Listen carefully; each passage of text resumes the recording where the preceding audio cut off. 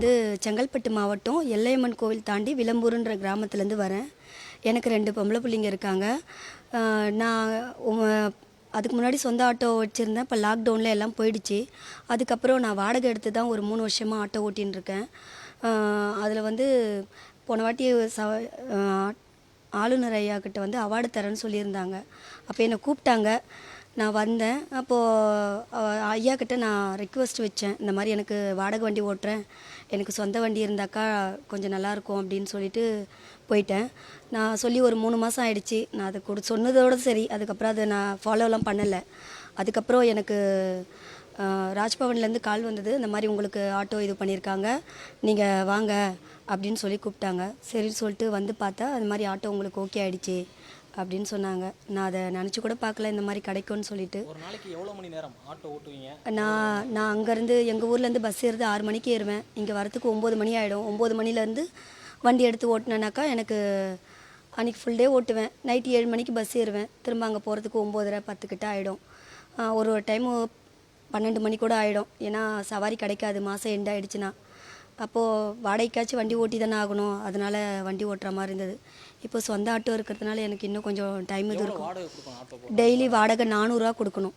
இப்போ எனக்கு அந்த 400 கொஞ்சம் இதுவாக இருக்கும், சேவிங்ஸாக இருக்கும். என் பிள்ளைங்க படிப்புக்காக நான் எடுத்து வைப்பேன். ஒரு நாளைக்கு 8 மணி நேரத்துலேருந்து 10 மணி நேரம் வரைக்கும் ஆட்டோ ஓட்டுறீங்க. அதில் எவ்வளோ வருமானம் கிடைக்கும்? அதில் ஆட்டோ வாடகை கொடுத்தது போக உங்களுக்கு உணவு தேவைகள்லாம் இருக்குது, அதெல்லாம் போக ஒரு நாளைக்கு உங்களால் எவ்வளோ ஏர்ன் பண்ண முடிஞ்சது? அது ஃபேமிலிக்கு போதுமானதாக இருந்தது அதுக்கு முன்னாடி? ஏர்ன் பண்ணுறதுனா சேவ் பண்ணுறதுலாம் ஒன்றும் என்னால் பண்ண முடியாது. ஏன்னா எனக்கு கரெக்டாக இருக்கும். கடன் இருக்கிறதுனால கடன் கொடுக்க, சாப்பாட்டுக்கு. ஏன்னா பசங்க அங்கே ஸ்கூல் போகிறாங்க, அவங்களுக்கு அங்கே வண்டி சார்ஜி அந்த மாதிரி அதெல்லாம் நான் செய்கிற மாதிரி இருக்கும். என்கிட்ட சேவிங்ஸ்லாம் கிடையாது. ஒரு நாளைக்கு ஓட்டினோம்னா கரெக்டாக இருக்கும். ₹1 கூட எடுத்து வைக்க முடியாது. இப்போது சொந்த ஆட்டோன்றதுனால ஓரளவுக்கு நம்மளால் எதுனா பைசா எடுத்து வைக்க முடியும். ஏன் ஆட்டோ ஓட்டணும்னு தேர்ந்தெடுத்தீங்க? எதனால் ஆட்டோ இவ்வளோ பழக்கணும், ஆட்டோ ஓட்டணும் அப்படின்னு? நான் ஃபஸ்ட்டு வீட்டு வேலைக்கெலாம் போயின்னு இருந்தேன். அப்புறம் ஒரு ஆஃபீஸில் வேலை செஞ்சுருந்தேன். என்னடா இப்படியே போயின்னு இருக்குது லைஃபு, ₹1 கூட நம்மளால் சேவ் பண்ண முடியல, எங்கேயும் போக முடியாது, வர முடியாது, பொம்பளை பிள்ளைங்கள பார்த்துக்க ஆள் கிடையாது. அதனால சரி நம்ம ஆட்டோ ஓட்டலாம், கார் ஓட்டலாம் தான் போனது. அதுவும் நம்ம ஒரு இடத்துல கை கட்டி வேலை பார்க்குற மாதிரி இருக்கும் அப்படின்னு சொல்லி தான் ஆட்டோ ஓட்ட வந்தது. இப்போ இது நம்ம சொந்த கைத்தொழில், அதை பண்ணலாம் அப்படின்னு சொல்லி தான் அதை செஞ்சது. ஒரு சொந்த ஆட்டோ வாங்கணும்னா எவ்வளோ காசு தேவைப்படும்? அதுக்கு எவ்வளோ நாள் நீங்கள் உழைக்கணும்? இப்போ சம்பாதிச்சுட்டு இருக்கீங்களா, அது மாதிரி இருந்தால் எவ்வளோ தேவைப்பட்டிருக்கும்?